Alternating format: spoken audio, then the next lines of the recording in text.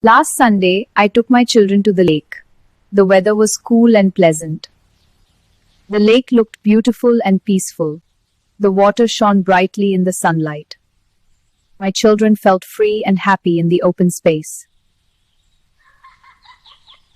Ducks swam slowly in the water. We heard birds chirping near the trees. Decided to go for boating. Yay! Boating! Look at all the... We wore life jackets before sitting in the boat. The boat moved slowly on the water. Children touched the water with their fingers. After boating, we sat on the grass and ate snacks. It was a beautiful and peaceful evening. We came back home with happy hearts and sweet memories. Learn English step by step every day. Like and subscribe now.